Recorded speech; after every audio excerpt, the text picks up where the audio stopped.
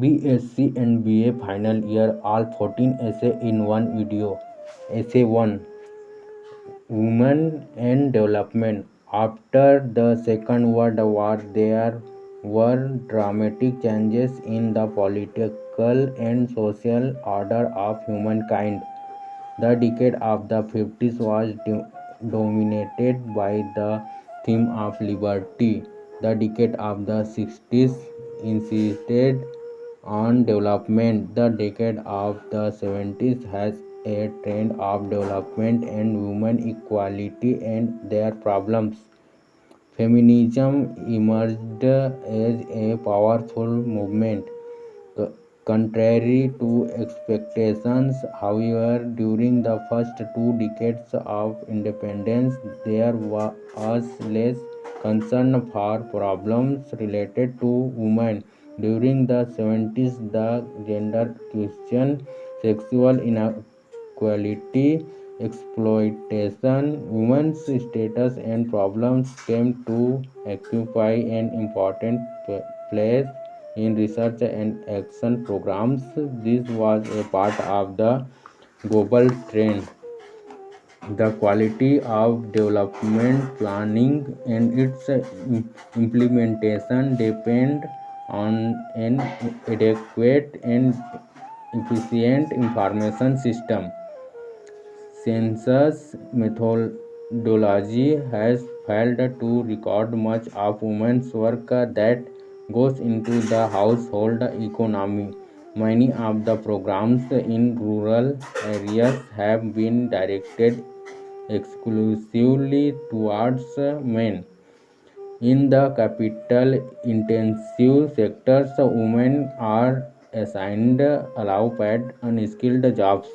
There is a need for taking into consideration the cultural and social structural variations. Rules of inheritance, family structure, marital residence, succession are necessary for understanding situation of women. True development is possible only when the laws are changed to some extent. We will have to raise women consciousness. We will have to involve women practically in planning and development. 2. Globalization and privatization. Global refers to a world in which societies, cultures, politics, and economies have come closer. It is closely associated with privatization. Globalization is the intensification of the worldwide social relation which link distant localities. No economy can work in isolation. The present economic policy is free from Cold War. India is improving its ill economic condition. So the government of India has adopted liberal economic policy. Globalization demands excellent quality goods and services. There is a competition in cost also. Good quality, cost efficiency, and cheaper rates are the three principles of successful competition in international market. The industrialists have to keep pace with new technological changes. Till now, the Indian economy was highly centralized. Smooth change is necessary. Privatization is the only answer to the ills confronting Indian economy. Through globalization, the Indian economy will be a position to become stable and progressive. 3. The empowerment of women. Life is said to be a carriage drawn on two wheels, man and woman, for the smooth running of the carriage. The two wheels should be identical in every respect. Can one ever think of making a will weaker? No, no sane person would do it. But in practical life, we find that women has been discriminated against almost in all fields. She is given second-rate treatment. Society has exploited women in every way. This discrimination and exploitation starts the moment a female child is born and nay, even before it. So often the female child is not allowed even to see the light of the day. In theory, equal rights, equal opportunities, and equal treatment are guaranteed to women by our constitution.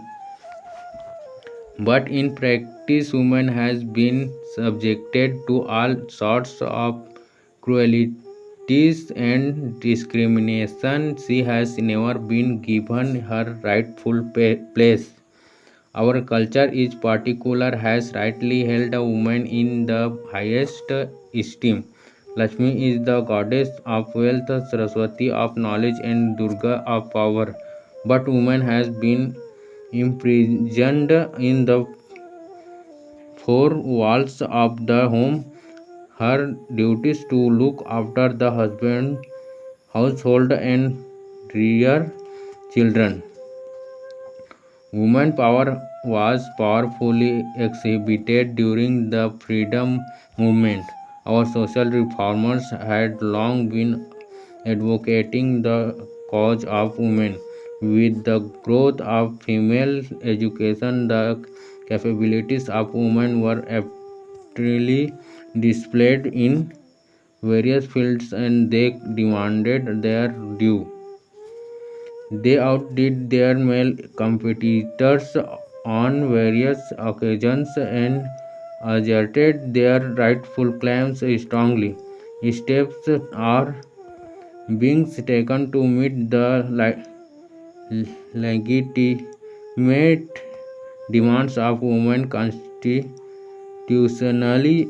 The government is trying to move a bill in parliament to give reservation to women in all elected bodies. The current year has been declared as the Empowerment Year for Women. Let us hope that it doesn't meet the fate of just a slogan. Through audio-visual media, public is being educated to give a traditional view about women. Women are also being encouraged to come forward in big way and play their role.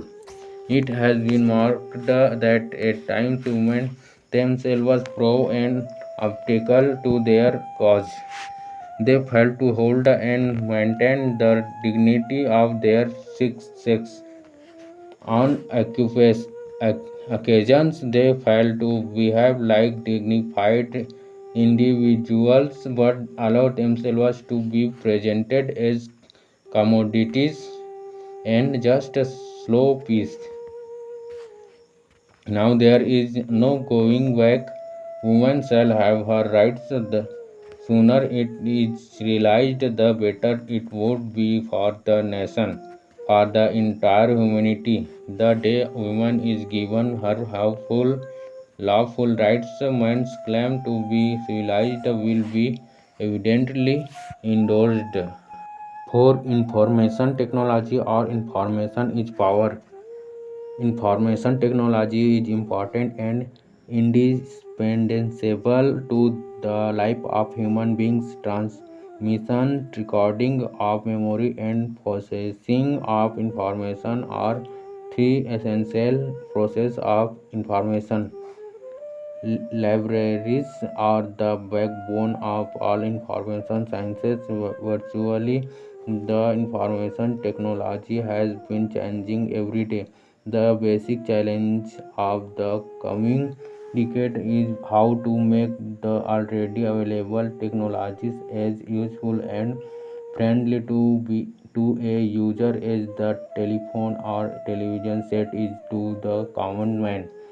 Computers are major segment of the new information technologies. The phenomenal growth of semiconductor technology and the proliferation of the semiconductor memory devices has brought into the society computers that you can carry, personal computers that can do anything for you, say record a message and phone back an answer. With the help of satellite communication, the transmission of data has become very fast. The data can be telexed. The voice over a telephone can be transmitted on local, national, and international network. The transmission of images through technology that's via a TV is again going to be a major challenge is how to combine all these three components of information technology into one. It would involve creating various problems. Firstly, the privacy that goes with it. For further add to the impact of communication if one can switch over from voices to images and data depending on an individual's need. It is major challenge in before the society at large and the library professionals as to how to compress a library into a computer. Moreover, on the user's part, is not easy to sit at a terminal and read. Basically, some physical, basically some psychological and social changes have to be inbuilt in the minds of the young children, especially so that they grow up with the habit of reading on a computer screen. 5. New economic policy introduction. After independence, India took planning so that rapid industrialization and development could be achieved till 1991. India remained a highly controlled, centralized, and closed economy. However, it was realized that the policy could not deliver the goods to the public, and development and happiness of the people remained a cherished goal only. Declaration of new policy. In July 1991, Government of India declared its new industrial policy that set its major objective as the dismantling of the regulatory system to facilitate competitiveness for the benefit of the common man. This policy has three segments: liberalization, privatization, and globalization. Benefits. In the 90s, a number of favorable and desirable things happened. The new economic policy led to increased growth rate, ensuring the availability of high quality goods and generation of competitive element among Indian entrepreneurs. The free flow of goods resulted into high rate of growth of exports. The new policy has also led to modernization and arrival of new technology without any preconditions. Drawbacks. However, the new economic policy has adversely affected several areas and the policy has been questioned on several counts. Multinationals took over Indian firms and small firms were forced to close down their operations. It is also undermining the bargaining power of Indian firms in negotiating acceptable terms is joint ventures with foreign firms. Conclusion: all this implies that a developing country cannot entirely depend on a market economy to improve the economic well-being of the people. The new economic policy is considered to be a mixed blessing. Its gains cannot be undermined, and its negative impact cannot be ignored. 6. Computer literacy or importance of computer.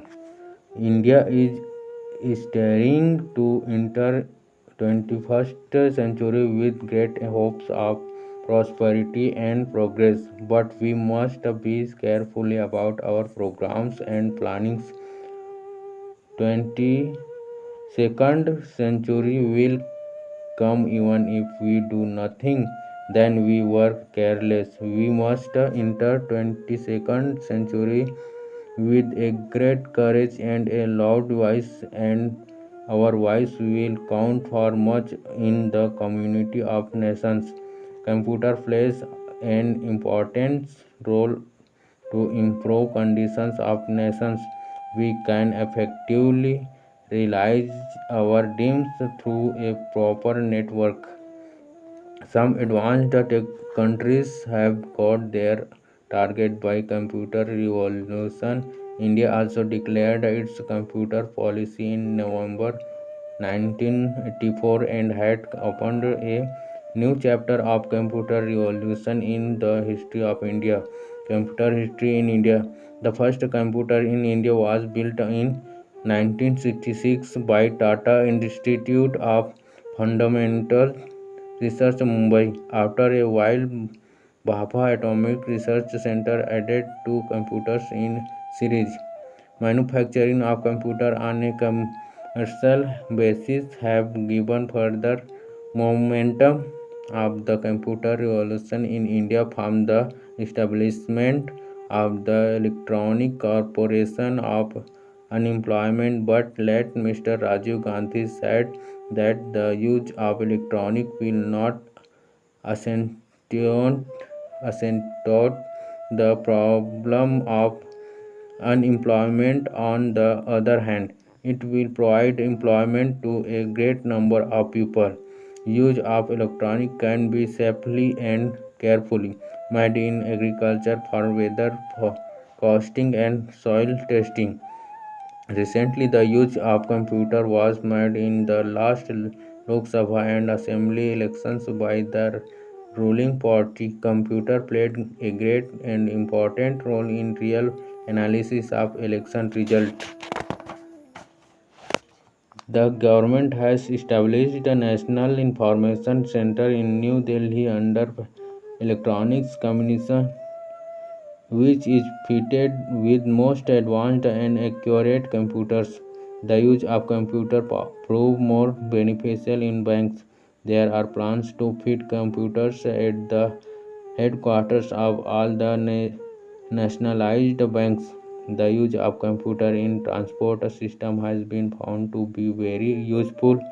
The international airlines have already got it. Post and telegraph, military industries, and in education will revolutionize the working of these departments by the help of computers. The use of computer will be beneficial if we should try to become self-reliant in each and every field. Raises standard of living of our people, then the use of computer will be meaningful and fruitful in the field of education in the time to come. It will make out life quick, dynamic, and systematic. 7. Terrorism or global terrorism. We often hear sensational news and reports of terrorism. It may be about a murder of an eminent politician or kidnapping of a foreign tourist in Kashmir by terrorists in order to blackmail a government to concede their just or unjust demands. hijacking of aeroplanes are common nowadays. Bomb explosion taking place in crowded area or near the residences of politicians. These antisocial or anti-national activities are performed by the terrorists in order to get the attention of the national government or the world community focused on a certain problem up to problem or to get their just or unjust demands. Terrorism is an international problem which has made our lives unsafe and precarious. precarious.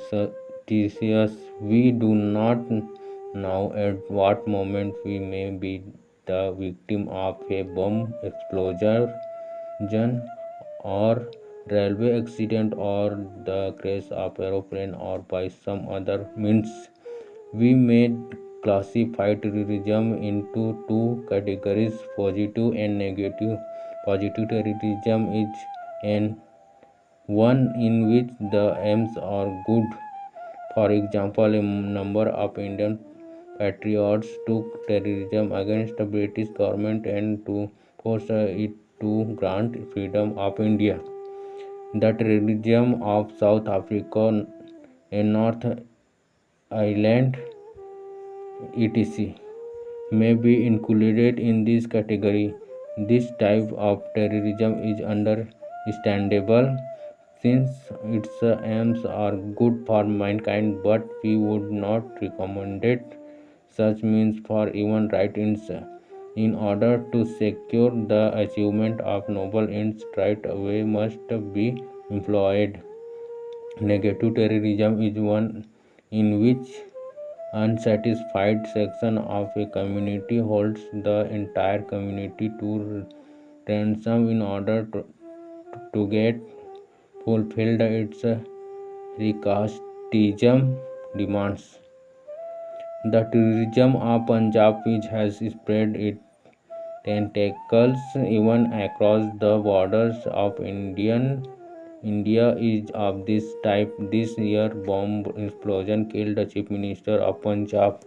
The Indian government has already passed the anti-terrorist bill providing punishment to those engaged in act of terrorism.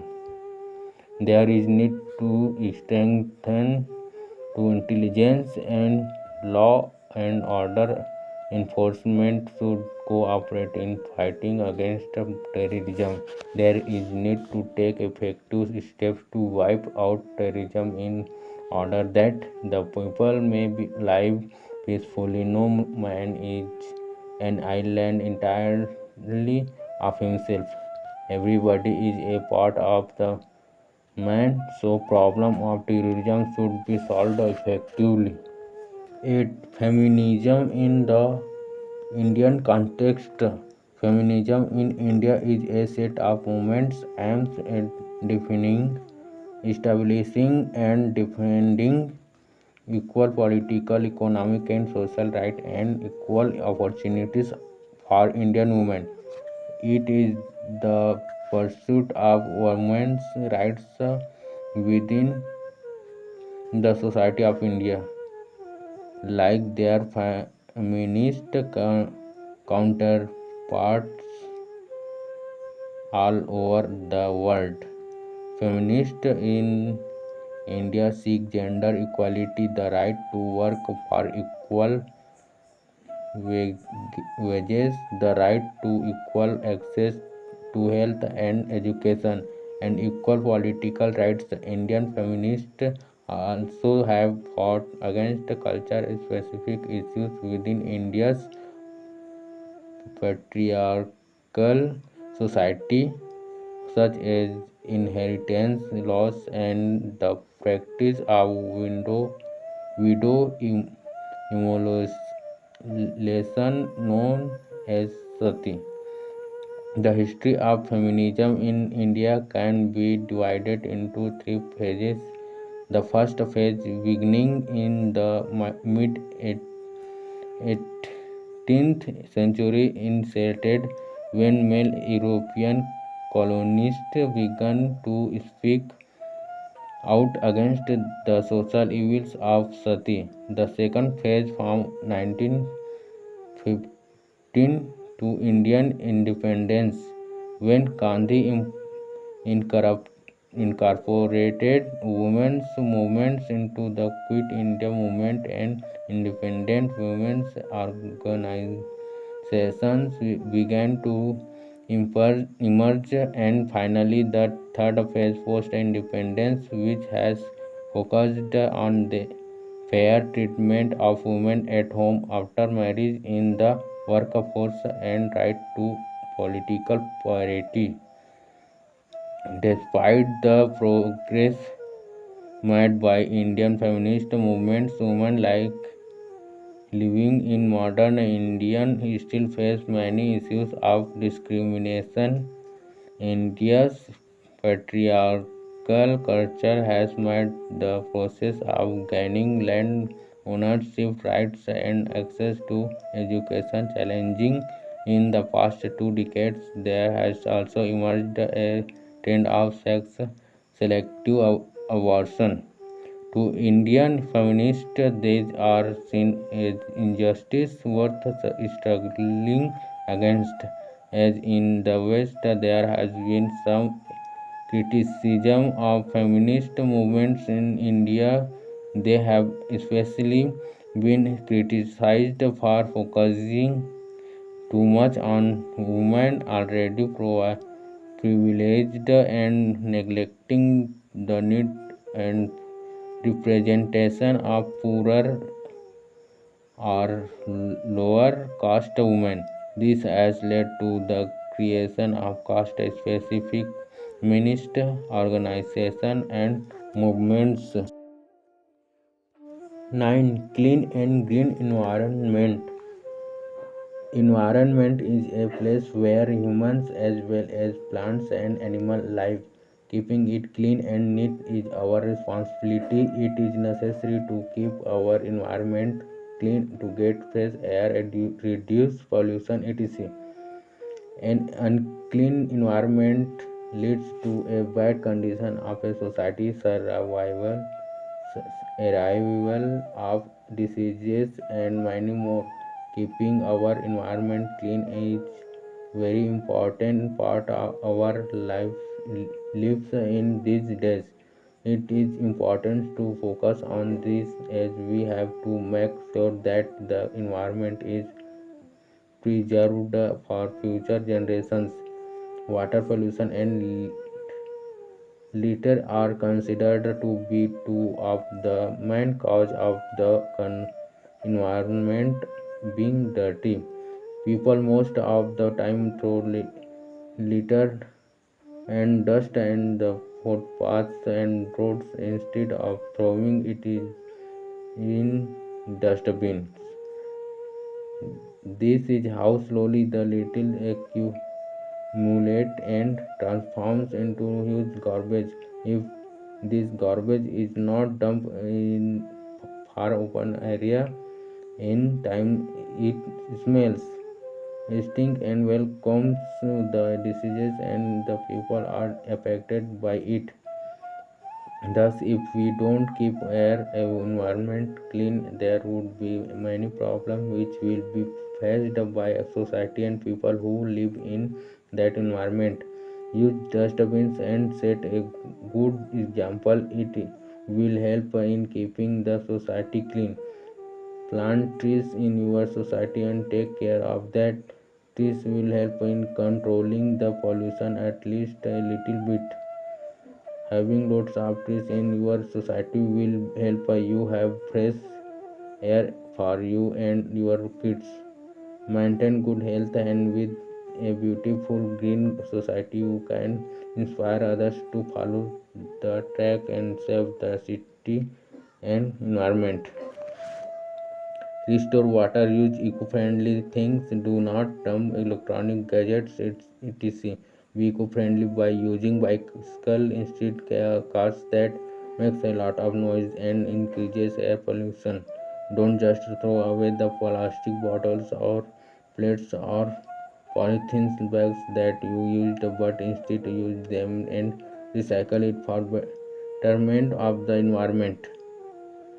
Plastic takes years to decompose and is hazardous if the plastic are burnt or thrown away. So recycle plastics. So we should keep our environment clean and green for a smell-free, disease-free live in implementation on it. We can reduce pollution, get fresh air, live peaceful life without any problems. 10. Problem of unemployment. Unemployment is individual's social and political problem. It is one of the foremost problem of country which we are facing for last 40 years. Unemployment means out of work. The person who is willing to do some work to earn his living but has no work is known as unemployed. Indeed, the individual who has no means of earning his bread by means of honest labor becomes a burden on the society. The society which has unemployed members is bound to be unhappy and backwards. The state which is not able to provide employment to its people cannot be prosperous and cannot be called a welfare state. There are three kinds of unemployment: rural, urban, and educated. India is a land of village. More than 75% people of our country lives in villages and depend upon agriculture. But the land is limited, so there is unemployment among the village. Some have work to do while others have a part-time or seasonal employment. This has led to their migration to big cities and old towns in search of jobs. There are insufficient avenue for and remain unemployed. The problem of employment of the educated persons is most serious. It is assessed that more than 2 crore educated persons are unemployed. There are various causes of unemployment, such as first, slow progress of development work; second, excessive increase in the number of educated persons; third, improper use of economic sources; fourth, lack of coordination between planning and manpower; fifth, decline of small industries; sixth, localization of industries; seventh, present system of education. Unemployment is not only a problem but a social evil, and idle mind is a devil's worship. Beveridge says the greatest evil of unemployment is not physical and moral, nor the want which it may bring out, the hatred, the fear which it breeds. Idleness, even on an income, corrupts, and the feeling of not being wanted demoralizes.